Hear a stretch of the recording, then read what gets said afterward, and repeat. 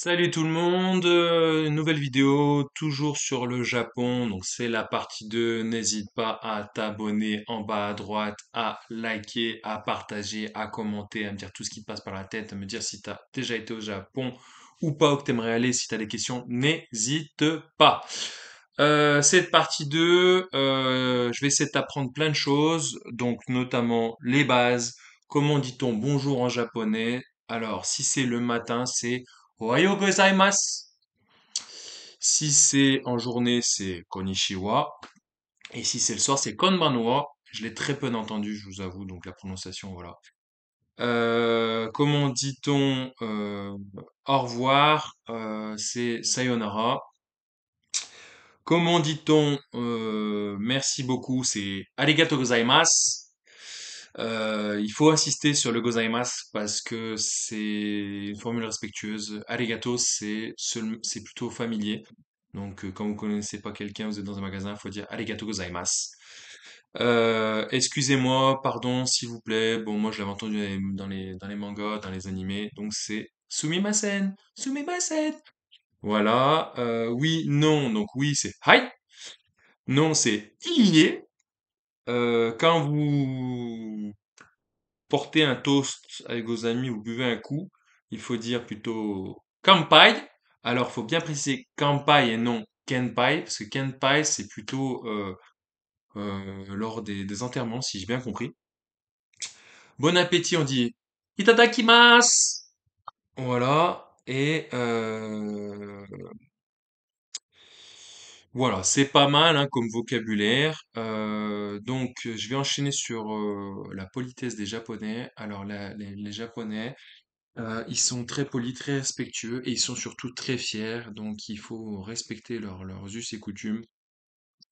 Mais même s'ils sont vexés, ils vous le montreront pas. Peut-être un regard de travers, mais ils diront pas un mot plus haut que l'autre, hein. Ils sont très, très, très respectueux.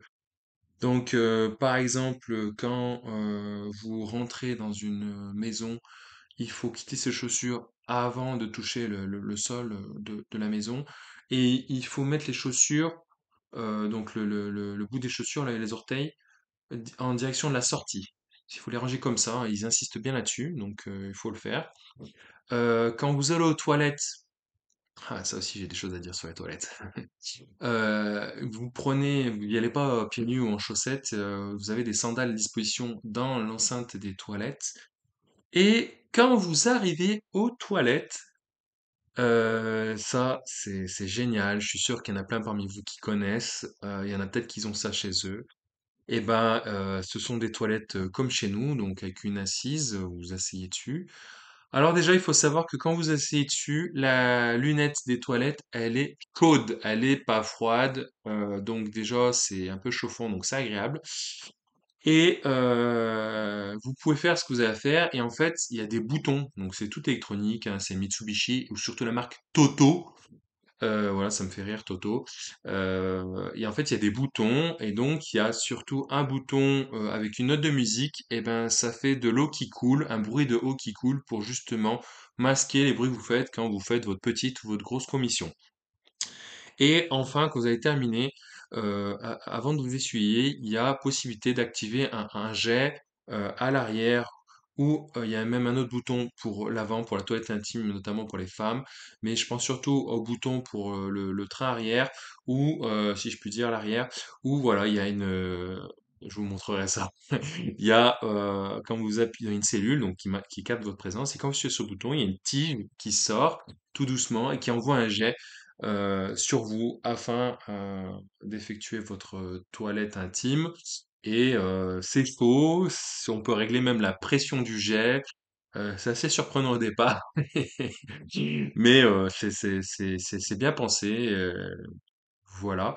Et enfin, sur la chasse, il y a pour retirer la chasse d'eau, il y a comme nous un système de grande ou de petite chasse. Donc, la grande chasse, c'est un kanji, donc une écriture japonaise un peu en forme d'étoile, un peu en forme de bonhomme, avec deux bonhommes avec deux pattes vers le bas. Et la petite chasse, ça ressemble un peu à un J. Donc, hein, moi j'ai retenu comme ça, c'est assez simple. Voilà, pour vous vous laver les mains, c'est pareil, et puis après vous déposez les sandales et vous repartez pieds nus. Quand vous allez au restaurant, même chose, vous quittez vos chaussures, vous avez possibilité de les mettre dans un casier si vous avez peur que vous le fassiez piquer. On se fait rien piquer au Japon, il faut juste avoir peur des touristes, hein. Les Japonais, ils sont pas là pour piquer vos affaires, ça, c'est trouvé ça bien. Il y a un taux de criminalité assez faible à ce qui paraît. Et quand vous allez manger, ils vous donnent toujours une serviette mouillée. Alors dans les restos classiques, c'est un truc industriel, hein. Donc c'est une serviette à usage unique qui est dans un emballage, et donc il y a une lingette et vous pouvez laver les mains avec pour vous rafraîchir les mains. Et donc ça, ils donnent ça au début, hein. C'est pas à la fin comme le rince-doigt comme on peut connaître en France avec une touche citronnée. Et quand vous êtes dans les bars, c'est pas à usage unique, ce sont des comme des mini serviettes trempées d'eau chaude pour vous rafraîchir avant de savourer votre dégustation. Voilà, c'est la fin de cette vidéo, c'est la fin de cette partie 2. N'hésite pas à t'abonner, à liker, à partager et à commenter. Et puis je te dis à la prochaine pour une nouvelle vidéo. Salut!